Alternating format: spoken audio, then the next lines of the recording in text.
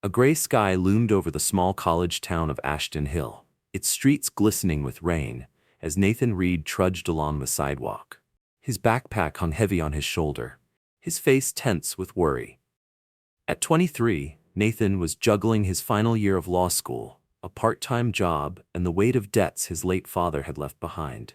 Every day, the world seemed to press in tighter. His phone buzzed in his pocket, pulling him from his spiraling thoughts. "Nathan Reed speaking," he answered. A composed, authoritative voice responded. "Mr. Reed, this is Vivien Hale. I'd like to meet with you regarding your financial situation." Nathan frowned. "I'm sorry, who are you? How do you know?" "I know enough," she interrupted smoothly. "Let's meet at Hale's Brasserie at 7 p.m. It's important." Before Nathan could respond, the call ended. Confused but curious, Nathan made his way to the cafe that evening. The rain had worsened by the time he arrived, his jacket barely protecting him from the cold. As he stepped inside, he was greeted by warm lighting and the inviting scent of espresso. At a corner table sat Vivien Hale, a striking woman with silver hair styled impeccably. Her tailored suit exuded quiet confidence and wealth. "Nathan," she greeted, motioning to the seat across from her. Her tone was calm, but firm. Nathan hesitated, but eventually sat down. "Mrs. Hale, what is this about?" "Straight to the point." "Good," she said, sipping her tea. "Nathan, I know about the debts your father left. I know you're barely making ends meet. I'm here to offer you a solution." Nathan's brow furrowed. "And what would that be?" Vivien set her cup down and fixed her sharp blue eyes on him. "Marry me." The words hung in the air, surreal and heavy. Nathan blinked, convinced he'd misheard. "I'm sorry, what?" "You heard me," she replied, her voice unwavering. "This isn't about romance. It's a business arrangement. I will pay off your debts and secure your financial future. In return, you'll be my husband." Nathan let out a disbelieving laugh. "You're serious? Why me? You don't even know me." Vivien leaned in slightly, her eyes never leaving his. "Exactly. You're young, unattached, and desperate enough to consider this. I don't need love, Nathan. I need a companion, someone to share my name and estate, nothing more. Think of it as a contract." Nathan shook his head, his thoughts racing. "This is insane. What's in it for you?" Her expression softened, if only briefly. "I've spent most of my life alone. I have no children, no family. I want companionship, even if it's only for appearances, and I want control over my legacy. A husband solidifies that." Nathan stood abruptly, the chair scraping against the floor. I can't. I need time to think." "Of course," she said coolly, "but don't take too long. The offer won't stand forever." Nathan walked home through the rain, his clothes soaked and his thoughts tangled. That night, he sat at the kitchen table with his mother, her face pale and lined with worry. His sister's tuition loomed overhead, and his mother's medical treatments had drained them. After explaining Vivien's offer, he sat in silence, waiting for his mother's reaction. "I know it sounds unthinkable," she said softly, "but if she's willing to help, maybe it's worth considering." Nathan stared down at his hands. "You're asking me to marry a woman I don't love, just to fix our problems?" "I'm asking you to save yourself," she replied, her voice trembling. "To save us." The following morning, Nathan returned to Hale's Brasserie. Vivien was already there, calmly reading from her tablet. "You've decided," she said without looking up. Nathan took a deep breath. "I'll do it." Vivien smiled faintly and set down the tablet. "Good. The arrangements will be made immediately." A week later, Nathan stood in a quiet courthouse, dressed in a suit Vivien had provided. The ceremony was brief, witnessed only by Vivien's lawyer and a notary. As they exchanged vows, Nathan couldn't shake the weight in his chest. When the officiant pronounced them husband and wife, Vivien turned to him with a smile that didn't quite reach her eyes. "Welcome to your new life, Mr. Reed." As they stepped outside, the rain had started again, a soft drizzle falling over the steps of the courthouse. Nathan caught his reflection in a puddle and wondered, had he saved his family or had he just sold his soul? The gates to Hail Manor creaked open as Nathan's cab rolled up the winding driveway. The house loomed ahead, a sprawling estate that could easily be mistaken for a museum. Its towering columns and pristine stone facade spoke of old money, yet the windows seemed dark and lifeless. Vivien greeted him at the entrance, her expression unreadable. Nathan stepped out, gripping his suitcase tightly, feeling more like a visitor than a husband. The foyer of Hail Manor was grand but cold, its marble floors echoing beneath Nathan's hesitant footsteps. Vivien stood poised at the base of the sweeping staircase, her demeanor polished and distant. "Welcome, Mr. Reed," she said, her formal tone sending an inexplicable shiver down Nathan's spine. "I trust you'll find everything to your satisfaction. Dinner is at 7. Nathan nodded, his voice catching in his throat. A housekeeper wordlessly led him to his room. The suite was lavish, dominated by a king-sized bed draped in crisp linens. Antique furniture, gilded mirrors, and heavy velvet curtains added to the room's opulence. Floor-to-ceiling windows framed the manicured gardens below. Yet despite the luxury, the space felt cold, untouched by the warmth of lived experience. That evening, Nathan sat stiffly at the long dining table.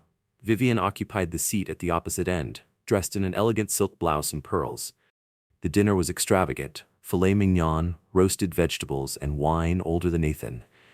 But the silent staff and the grand emptiness of the dining hall left him uneasy. "I trust you're settling in," Vivien said, slicing her steak with precise, deliberate movements. "It's different." Nathan replied cautiously. "This place feels enormous. I might get lost." Vivien's lips curved into the faintest smirk. "You'll either adapt or you won't. But you're here now."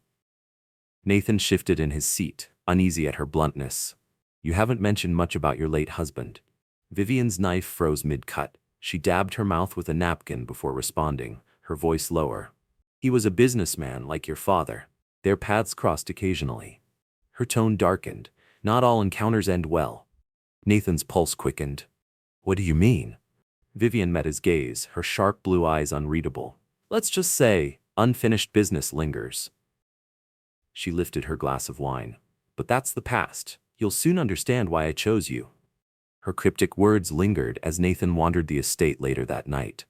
The mansion was eerily quiet, save for the occasional creak of the old wooden floors beneath his feet. The hallway was lined with heavy doors, their brass handles gleaming faintly under the dim sconces. Many were locked. Nathan could almost feel them watching him, their secrets pressing against the other side. As days passed, the oppressive atmosphere weighed on Nathan. The staff avoided eye contact, and hushed whispers followed him whenever he entered a room. Once he overheard the tail end of a conversation. "Why him? Does he even know? She never does anything without reason. He'll figure it out, they always do." The words unsettled Nathan more than he cared to admit. One evening, while pacing the library, Nathan's gaze landed on Vivien's desk.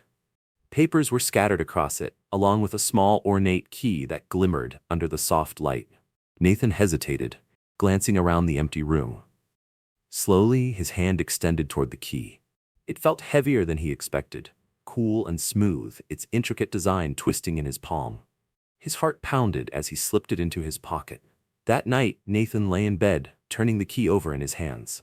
Questions circled endlessly in his mind, but one rose above all. What is Vivien hiding? The mansion was shrouded in stillness as Nathan crept down the hall. The key felt like a weight against his thigh, the cool metal pressing through his pocket. His footsteps were soft, but the echoes seemed louder in the midnight silence. At the end of the corridor stood a door he'd noticed earlier.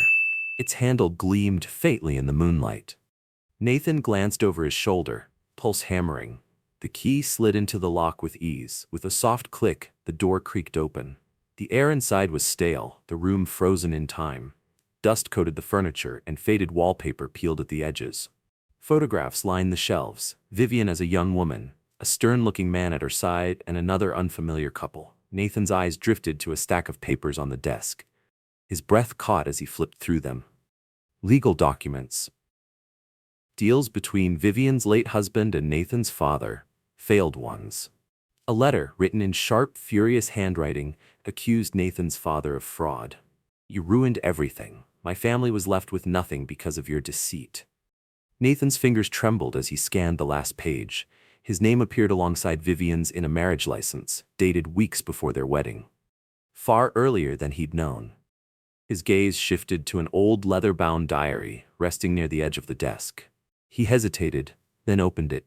Vivien's handwriting filled the pages. As he read, dread settled over him like a heavy cloak. "I will take everything from him, just as his father did to me. He will be my pawn." The diary revealed a calculated plan. Vivien had orchestrated their marriage not out of loneliness, but as part of a long-standing vendetta. Nathan's grip tightened around the diary, his heart thundering. Behind him, the door creaked. "Enjoying yourself?" Vivien's voice was icy, slicing through the darkness. Nathan spun around. Nathan Reed sat in the dim study of Hail Manor, guilt and fear etched across his face. He barely breathed as he leafed through the documents and diaries he had uncovered. Behind him, Vivien's cold, steady voice sliced through the silence. "I thought you'd find answers here," she said, stepping into the room. Her silhouette was sharp against the faint glow from the hallway. "Curiosity killed the cat, Nathan." Nathan's grip tightened on the papers. "What are you doing?" His voice was low but firm. "Why did you really marry me? Is this about my father? Is this revenge?" Vivien's eyes narrowed, her carefully composed facade cracking at the edges. "It's not your place to ask questions," she replied coolly. "Do what you're told, Nathan, and you'll leave this marriage better off than you started. Isn't that enough?" Nathan's fists clenched. "Enough? You lied to me. You've manipulated me. This isn't a marriage, it's a trap." Vivien's lips curved into a faint smile that didn't reach her eyes. "A trap, is it? Perhaps you should have read the fine print before signing." She stepped closer, her tone turning venomous. "You think you're smart, Nathan, but you're just like your father, blind to the damage you cause until it's too late." Nathan's glare hardened under the weight of his father's shadow. "If you hated him so much, why take it out on me? I had nothing to do with what happened between you." Vivien stared at him for a long moment, her expression unreadable. Then, without another word, she turned and strode from the room. "You're in over your head, Nathan. Stay out of matters that don't concern you." Her footsteps echoed down the long hall, leaving Nathan alone in the darkened study. That night, Nathan lay wide awake in bed, staring at the ceiling. Vivien's words haunted him, but so did the diary and the accusations within it. Why had she gone to such lengths to entangle him in her scheme? Was it truly just revenge, or was there something more? His thoughts were interrupted by the faint sound of Vivien's voice drifting from her study down the hall. Slipping out of bed, Nathan padded silently toward the source of the voice. He pressed his ear against the door, heart hammering. "Make sure the transfer is complete," Vivien said sharply. "We can't let him back out now. Time is running out." Nathan's blood ran cold. Transfer? Whatever was happening, he was entangled far deeper than he had imagined. The next morning, Nathan sat alone in the grand library, his thoughts spiraling. The once majestic estate felt more like a gilded cage. Each corner of the house seemed to hide secrets. Each glance from the staff felt heavier. Determined, Nathan sought out Mr. Harris, the estate's head butler, a man whose quiet demeanor masked years of experience. "Mr. Harris," Nathan began, his voice hushed. "I need your help. Something isn't right here." The older man regarded him steadily, clasping his hands behind his back. "I wondered how long it would take before you came to me," Mr. Harris said, his tone knowing. "You know something, don't you? About Vivien, about all of this." Mr. Harris hesitated, the weight of his silence palpable. Finally, he spoke. "You're not the first young man to be drawn into Mrs. Hale's world, Nathan. She's clever, ruthless when it comes to what she wants. My advice? Watch your back." Nathan's chest tightened. "Why are you still here if you know what she's capable of?" The butler's expression softened briefly, as if regret flickered behind his eyes. "Some of us don't have the luxury of walking away." Nathan's resolve hardened. He needed a way out. That afternoon, he called his old friend from law school, Peter, one of the few people he trusted. "Peter, I need some legal advice. Hypothetically, if someone signed a contract under coercion or false pretenses, is there a way to get out of it?" Peter chuckled. "Hypothetically? Sure. It depends on the evidence. Why? You in trouble?" Nathan forced a laugh. "Just a class project. Thanks, man." But his heart weighed heavier than ever. The following days, Nathan carefully searched Vivien's office whenever she was away. He combed through drawers and papers, looking for anything that could reveal the true scope of her obsession with his father. Late one night, as moonlight pooled across the office floor, Nathan's hands trembled as they rifled through her desk. Tucked beneath a stack of receipts was an envelope. His father's name scrawled across the front in bold ink. Nathan's stomach twisted as he slid the letter free and unfolded it. It was a furious, scathing letter, written by Vivien herself. You left us with nothing. My husband's heart couldn't bear the stress, and now he's gone because of you. I will see to it that your family pays for what you've done." Nathan's pulse quickened as he skimmed to the bottom. The bitterness in her words spoke louder than any court ruling. This wasn't just about reclaiming wealth, it was vengeance, years in the making. Returning the letter to its place, Nathan's decision crystallized. He couldn't let Vivien use him as a pawn in her vendetta. That night, he began mapping possible escape routes from the estate, carefully observing exits and noting the movements of staff. But Vivien was far too sharp to miss the shift in his demeanor. Nathan suspected she was already watching him more closely. Morning light streamed into the breakfast room of Hail Manor, but the cold tension in the air seemed to dull even the brightest rays. Nathan sat stiffly at the long table, stirring his oatmeal with little appetite. The quiet hum of the estate was shattered by the sound of approaching footsteps. Vivien Hale entered, her icy presence making the room feel several degrees colder. "You've been busy, haven't you?" she said, her gaze piercing as she crossed the room. Nathan froze, his spoon hovering mid-air. "I don't know what you're talking about." Vivien's lips curled into a sharp, humorless smile. "Don't play coy with me, Nathan. If you think you can outmaneuver me, you're sorely mistaken. I've dealt with far more cunning adversaries than you." Nathan swallowed, forcing calm into his voice. "I'm not doing anything wrong." Vivien leaned in slightly, her voice dropping to a venomous whisper. "If you betray me, Nathan, you'll regret it. I promise you that." Straightening, she smoothed the fabric of her blouse and walked out, leaving Nathan with the unsettling realization that escape might be more dangerous than remaining. But staying meant surrendering his future to Vivien's twisted vendetta, a fate Nathan refused to accept. Later that day, Nathan paced the library, the weight of his discovery pressing heavily on his shoulders. He had met with a private investigator, someone he hired quietly and discreetly. The investigator's findings confirmed the devastating truth. Vivien's late husband, Harold Hale, had been swindled by Nathan's father in a fraudulent land deal. The scheme had stripped the Hale family of their fortune. Harold's death from a heart attack soon after was the final blow, leaving Vivien alone, embittered, and driven by vengeance. Her proposal to marry Nathan had been more than an opportunistic scheme. It was a carefully constructed plan to make his family suffer, even from beyond the grave. Nathan clenched his fists, anger coursing through him. He wasn't his father. How could she hold him responsible for sins he never committed? And yet, beneath his anger, Nathan couldn't ignore the pain behind Vivien's actions. That evening, Nathan met Peter in secret at a small cafe outside town. His law school friend had been skeptical at first, but as Nathan laid out the documents and evidence, Peter's face hardened. "This is enough to take her down," Peter said, tapping a stack of papers. "These dealings are more than shady. You've got evidence of fraud, money laundering. She's crossing every legal line to rebuild her fortune." Nathan exhaled heavily. "If she figures out I don't know what she'll do." Peter's expression darkened. "Be careful, Nathan. Vivien's already done enough damage. Don't underestimate her."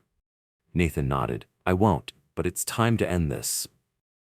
The next morning, Nathan waited in the grand sitting room, the evidence tucked securely inside his briefcase. He could hear the faint ticking of the antique clock, each second dragging on painfully. When Vivien entered, her calm composure intact, Nathan stood to meet her. "We need to talk," he said, his voice steady. Vivien arched an eyebrow. "Is that so? What could possibly be so urgent?" Nathan pulled the stack of documents from his bag and held them up. "I know everything. About my father, about Harold, about how you've been illegally rebuilding your fortune." For the first time, Vivien's facade cracked. Her eyes flicked to the papers, lingering just a moment too long. "You've been snooping," she said, her tone ice cold. "Do you even understand what your father did to my family?" Nathan stepped closer, his voice rising. "I understand what happened, and I understand that you're still hurting. But what about the people you've hurt along the way? What about me? I didn't deserve any of this." Vivien's jaw tightened. "And my family deserved to lose everything? My husband deserved to die of stress and heartbreak while your father walked away unscathed?" Her eyes flashed. "Don't you dare lecture me about fairness." Nathan's hands trembled as he held up the evidence. Revenge won't bring Harold back, Vivien, and it won't undo what happened. His voice softened. You've spent years consumed by this, hurting innocent people. When does it end? Vivian's shoulders sagged slightly, and for a fleeting moment, Nathan thought he saw something close to regret flicker in her eyes. You remind me of him, you know, she said quietly. Harold, that same stubborn fire. She paused, as if carefully choosing her next words. I didn't expect to feel anything for you, Nathan, but here we are. Nathan hesitated, caught off guard by her admission. If you really feel that way, he said gently, then stop this. Let it go before it's too late. Vivien opened her mouth as if to respond, but the distant sound of tires crunching on gravel interrupted the moment. A moment later, uniformed police officers stepped into the room. Peter followed closely behind, his face tense. The officer at the front held up a warrant. Vivien Hale, we have a warrant for your arrest. You're being charged with multiple counts of fraud and conspiracy. Vivian's gaze lingered on Nathan, her eyes filled with a mixture of fury and resignation. I suppose I should have known, she said softly, more to herself than anyone else. As the officers approached her, Vivien turned once more to Nathan. You're more like your father than you realize, she said bitterly. Nathan held her gaze. Maybe, but I won't let his mistakes define me. Vivien was led out, leaving Nathan alone in the grand hollow room. Hail Manor felt different now, emptier, quieter, and for the first time in weeks, Nathan felt free. As the officers led Vivien Hale away in handcuffs, she cast one final glance over her shoulder, locking eyes with Nathan Reed. You may think you've won, Nathan, she said, her voice calm but edged with something deeper. But revenge isn't so easily undone. Be careful it doesn't consume you too. Nathan held her gaze, his expression unreadable. You left me no choice, he replied evenly. Vivian's cold smile faded, replaced by something almost human, perhaps regret, perhaps resignation. Without another word, she turned away and disappeared into the waiting police car. Relief washed over Nathan, but so did a lingering sadness. He had done what needed to be done, exposing the truth and protecting himself. But Vivian's parting words stayed with him. Could the shadows of their shared past ever fully disappear? The sharp bang of the gavel echoed through the courtroom weeks later, signaling the conclusion of Vivien Hale's trial. Nathan sat quietly in the back row, watching as the woman he once called his wife faced the consequences of her actions. His testimony had contributed to her conviction, though he hadn't done it out of malice. Somewhere along the way, Nathan realized that beneath the layers of betrayal, there was more to their story, complexity, grief, and pain that neither of them could ignore. Before the judge adjourned, Vivien turned in her seat, her eyes briefly meeting Nathan's. This time, there was no calculation or defiance, just a faint, almost apologetic nod. Days later, Nathan was summoned to Hail Manor one final time. The grand estate, once an imposing fortress, now felt hollow and quiet. Vivian's estate lawyer greeted him at the entrance, handing Nathan a sealed letter in her signature elegant handwriting. Inside was a deed to the property. It was never about the money, Nathan, the letter began. It was about closure. Harold deserved justice, but somewhere along the way, I lost sight of what truly mattered. You reminded me that moving forward is possible. This estate is no longer a monument to my pain. It can be something more. Use it well. Nathan exhaled slowly as he folded the letter. The mansion, with all its grandeur, had been nothing more than a gilded cage, for Vivien and for him. Selling the estate came easily. The proceeds were enough to settle his family's debts, lifting the heavy burden that had long weighed on his mother's shoulders. With the remaining funds, Nathan founded a scholarship in Harold Hale's name, a quiet tribute to a man caught in the crossfire of two families' grief. Returning to law school felt like a fresh start. This time, Nathan was more determined than ever to use his education to help those overlooked by the system. He took an internship at a legal aid center, working with people like Vivien, people who had been wronged, forgotten, and left without recourse. One crisp autumn afternoon, as golden leaves drifted lazily across campus, Nathan found a letter in his mailbox. The handwriting was unmistakable. He took it to a nearby park, sitting quietly on a bench beneath the trees. Nathan, I've had much time to reflect. For years I believed revenge would heal the wounds Harold's death left behind. But I see now that revenge is its own prison. Your kindness, even when I didn't deserve it, taught me something I never expected. Forgiveness is not weakness, it is strength. Thank you for being better than the world around you. Thank you for showing me that we can break the cycles we inherit. I hope you find the happiness I never could. Vivien. Nathan read the letter twice, letting the weight of her words sink in. Carefully, he folded it and tucked it into his jacket pocket. For the first time in months, a quiet sense of peace settled over him. A year later, Nathan stood before a small group of students at the inaugural Harold Hale Scholarship Ceremony. Behind him hung a modest plaque engraved with the words, "The Harold Hale Scholarship Fund for Second Chances." Nathan addressed the crowd with quiet conviction. "This scholarship isn't just about money," he began. "It's about creating opportunities for those who might otherwise be forgotten. It's about turning pain into purpose." As the ceremony concluded, Nathan lingered in the empty hall, reflecting on the whirlwind journey that had led him there. His life had been irrevocably altered, but he finally felt like he was walking the right path. Stepping outside, Nathan glanced up at the clear autumn sky. The weight of the past, while not gone, felt lighter. In his pocket, Vivien's letter remained, a quiet reminder of the power of redemption, justice, and forgiveness. Thank you for joining us on this powerful journey of resilience and redemption. Nathan's story reminds us that even in the face of betrayal, the choices we make can lead to healing and new beginnings. If this story resonated with you, please give it a thumbs up and share it with your friends and loved ones. Let's spread the message of hope and second chances far and wide. And if you haven't already, subscribe to Heartfelt Tales for more inspiring stories that remind us of the strength found in compassion, forgiveness, and love. Thank you for watching, and we'll see you next time with another soul-stirring story. Until then, take care, and remember to cherish the lessons life brings.